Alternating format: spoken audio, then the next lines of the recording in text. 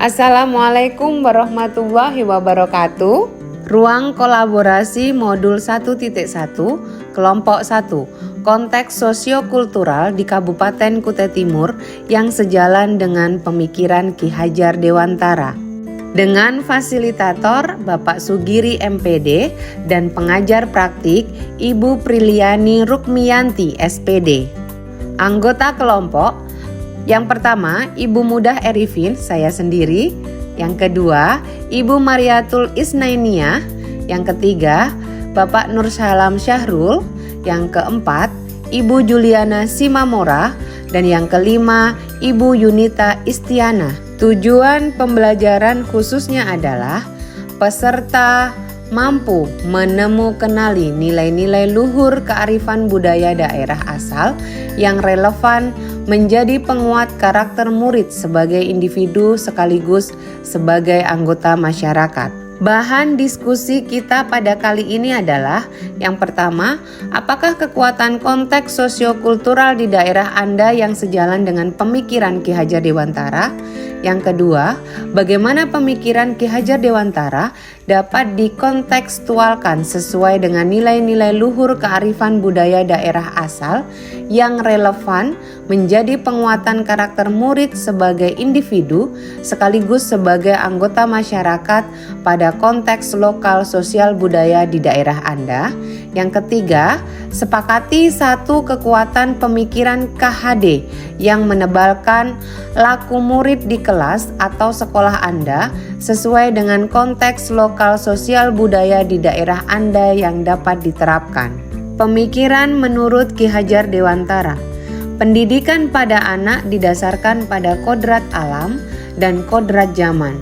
Pendidikan memberi tuntunan terhadap segala kekuatan kodrat yang dimiliki anak agar ia mampu mencapai keselamatan dan kebahagiaan yang setinggi-tingginya baik sebagai seorang manusia maupun sebagai anggota masyarakat. Selanjutnya, kami mengambil tarian Jepen sebagai contoh sosiokultural di Kabupaten Kutai Timur. Tari Jepen merupakan tarian tradisional yang sudah banyak dipengaruhi budaya Melayu dan Islam. Tari Jepen mengisahkan tentang seorang gadis penduduk suku Kutai yang memiliki rutinitas berladang, mulai dari menebar benih sejak subuh hingga proses menanam padi. Itu mengapa tari Jepen kerap dilambangkan sebagai bentuk kerja keras, gotong royong, sekaligus bentuk syukur dan doa kepada Tuhan untuk mendapatkan hasil terbaik. Selanjutnya, kita akan membahas tentang apa kekuatan konteks sosiokultural di daerah Anda yang sejalan dengan pemikiran Ki Hajar Dewantara. Yang pertama ada masyarakat yang agamis dan menjunjung tinggi nilai-nilai keagamaan atau toleransi. Toleransi beragama adalah sikap saling menghormati dan menghargai antara penganut agama lainnya. Yang kedua adalah masyarakat yang ramah tamah. Masyarakat di Kabupaten Kutai Timur mempunyai sifat jujur dan ramah tamah, disertai perasaan cinta kasih terhadap warganya. Demikian pula tamu yang datang dari luar sangat dihormati. Yang ketiga adalah memiliki jiwa sosial dan gotong royong. Masyarakat di Kabupaten Kutai pada umumnya bersifat paguyuban, yaitu hubungan yang berdasarkan ikatan batin di antara anggota-anggotanya. Mereka satria dalam segala hal, dan di antara sifat mereka yang tampak jelas adalah sifat kegotong royongan. Tantangan dan solusi. Yang pertama, kurangnya kesadaran diri murid untuk mengikuti kegiatan keagamaan di sekolah. Untuk solusinya adalah kepala sekolah beserta pendidik memberikan teladan untuk bersama-sama melakukan kegiatan keagamaan di sekolah.